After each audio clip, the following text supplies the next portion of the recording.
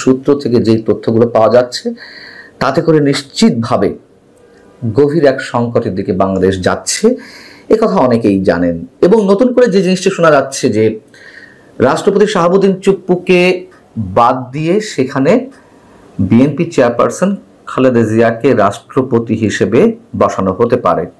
London বৈঠক নিয়ে মানুষের মাঝে এর মধ্যে অনেক ধরনের সংশয়, সন্দেহ, রহস্য, প্রশ্নের সৃষ্টি হয়েছে। সেটিই কি দৃশ্যমান হতে যাচ্ছে? আমরা নিশ্চিত নই। যেহেতু রহস্যের সৃষ্টি হয়েছে, সেখান থেকে নানান ধরনের কথা আসতেই পারে।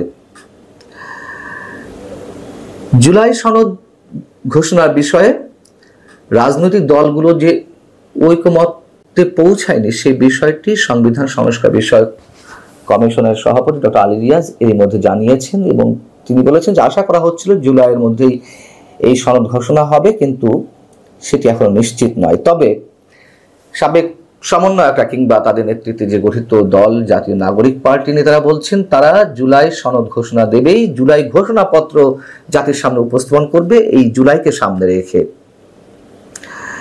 এবং যদি সেটি হয় এবং তাদেরটা যদি সরকার মেনে নেয়, তাহলে সংবিধান স্থগিত হয়ে যাবে। সামনের দিনে আসলে নির্বাচন হবে কিনা অথবা সরকার পুনর্গঠনের বিষয়ে দুটি সম্ভাবনার কথা জানা যাচ্ছে। আমি সে বিষয়ে আসছি। তার আগে এমন একটা ইঙ্গিত দিয়েছেন সংবিধান সংস্কার বিষয়ক কমিশনের আরেক সদস্য ইমরান আব্দুল্লাহ সিদ্দিক। তিনি বলছেন যে 5 আগস্ট সংবিধান স্থগিত করে বিপ্লবী বা ঐকমত্যের সরকার গঠন করা ছিল মোক্ষম সময়। সংবিধান স্থগিত করে জাতীয় ঐকমত্যের সরকার গঠন করা কঠিন মনে হলেও বৃহত্তর জনগণের ঐকমত্যের ভিত্তিতে তা হতেই পারে। দেখুন অবস্থা। এই যে ভদ্রলোক ইমরান আব্দুল্লাহ সিদ্দিক, তাকে কোন কমিশনের সদস্য করা হয়েছে? সংবিধান সংস্কার বিষয়ক কমিশন। অর্থাৎ সংবিধানকে এক্সিস্টিং রেখে তার ভিতর থেকে যেগুলো আপত্তিজনক সেগুলো পরিবর্তন, সংশোধন, সংযোজন, বিয়োজন ইত্যাদি ইত্যাদি কি করা যেতে পারে সেই বিষয়ে তো এই কমিশন। তিনি বলছেন যে এই সংবিধান ছুঁড়ে ফেলা যেতে পারে, স্থগিত করে রাখা যেতে পারে। কাদেরকে দিয়ে কোথায় বসানো হয়েছে, কোন কাজ হাসিল করছেন তারা?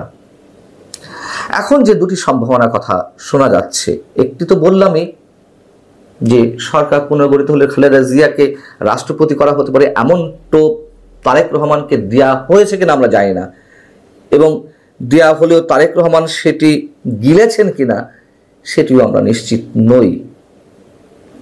সেটাই প্রথমে বললাম যে লন্ডন বৈঠকের রহস্য দৃশ্যমান হতে যাচ্ছে কিনা। আরেকটি যে সম্ভাবনার কথা শোনা যাচ্ছে যে সংবিধান স্থগিত করে বর্তমান প্রধান উপদেষ্টা ডক্টর মোহাম্মদ ইউনূসকে রাষ্ট্রপতি করা হতে পারে।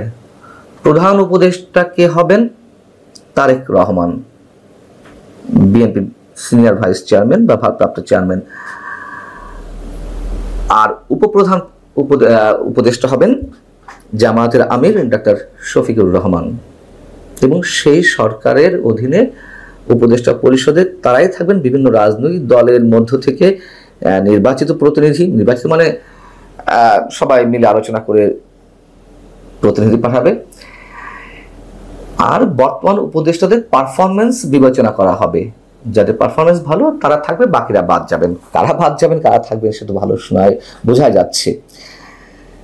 এখন সংবিধান স্থগিত করে এ ধরনের কোনো সরকার গঠিত হলে নিঃসন্দেহে নির্বাচন অনুষ্ঠান বিলম্বিত হবে। আদৌ নির্বাচন কবে অনুষ্ঠিত হবে সে বিষয়েও কোনো নিশ্চয়তা থাকবে না।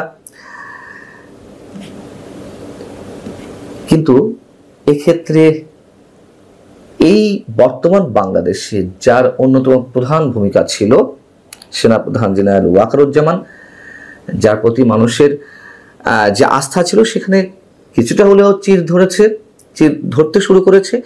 সেই সেনাপ্রধানের কি হবে? সেনাপ্রধান জেনারেল ওয়াকারুজ্জামানের এই অপশনগুলোর প্রতি কোনো সম্মতি আছে কিনা, বিশেষ করে সংবিধান স্থগিত করে নতুন জাতীয় সরকার গঠনের ক্ষেত্রে?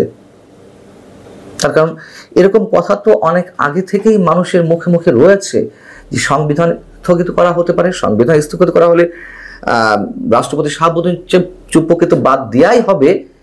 সেক্ষেত্রে সাথে সাথে সেনাপ্রধানকেও চাকরিচ্যুত করা হবে এবং এরপরে আরো নানান ধরনের অ্যাকশনের কথা শোনা যায়, যেগুলো আমি প্রকাশ্যে বলতে চাই না। আছে তো এরকম গুঞ্জন, কম বেশি আমরা সবাই জানি। সেক্ষেত্রে সব ডিজাইনগুলো সেনাপ্রধান ঠিক ভালোভাবে বুঝতে পারছেন কিনা, তার কর্তব্যটা কি, দেশের সব মানুষের দায়িত্ব তিনি নিজের কাঁধে তুলে নিয়েছিলেন, সেই জায়গা থেকে তার ভূমিকা কি হবে তিনি নিজেই ভালো জানেন। তো গত 1 বছরে প্রায় 11 মাস তো হয়ে গেল, শেখ হাসিনা সরকারের পতনের পর কি হয়েছে? শেখ হাসিনা সরকারের পতনের পর মিনিমাম কোনো পরিবর্তন কি এসেছে? নতুন যে রাজনৈতিক বন্দোবস্তের কথা বলা হয়েছিল, স্বপ্ন দেখানো হয়েছিল, তার বদলে কোথায় কি পরিবর্তন হয়েছে? অথবা তার কোনো ছিটে ফুটাও বর্তমান জাতীয় নাগরিক পার্টি বা কথিত বিপ্লবের দাবিদার তারা কোনো পরিবর্তন আনতে পেরেছেন? ডক্টর মোহাম্মদ ইউনূস কিছু করতে পেরেছেন? ঘুষ, দুর্নীতি, আমলাতন্ত্রের কোনো অবসান হয়েছে? বিনিয়োগের কোনো পজিটিভ সাইন আমাদের সামনে উপস্থিত হয়েছে? অর্থনীতির চাকা যে খুব ভালোভাবে ঘুরছে বা ঘোরা শুরু করেছে, তার কোনো দৃষ্টান্ত স্থাপিত হয়েছে? কিছুই তো না। বরং তার বদলে এই যে কথাগুলো বললাম, সব জায়গাগুলোর ক্ষেত্রে নেগেটিভিটি আরো বেশি করে আমাদের সামনে উপস্থিত হয়েছে। বেকারত্ব, বৈষম্য, দারিদ্র আরো প্রকট আকারে জেঁকে বসেছে জাতির কাঁধে। সেই জায়গা থেকে নির্বাচন নিয়ে একটা টালবাহানা, অনিশ্চয়তা শুরু থেকেই লক্ষ্য করতে পারছি। বিশেষ একটি গোষ্ঠী ক্ষমতার ভর কেন্দ্রে অবশ্যই তারা বেশ জেঁকে বসেছে শক্তভাবে, সাথে সাথে ক্ষমতার ভর কেন্দ্র শুধুমাত্র একটি শক্তির উপরে নির্ভর করছে না। ক্ষমতার ভর কেন্দ্র এখন অনেকগুলো শক্তির হাতে। পুরো রাষ্ট্র কাঠামোটাই দুমড়ে মুচড়ে যাচ্ছে যেন।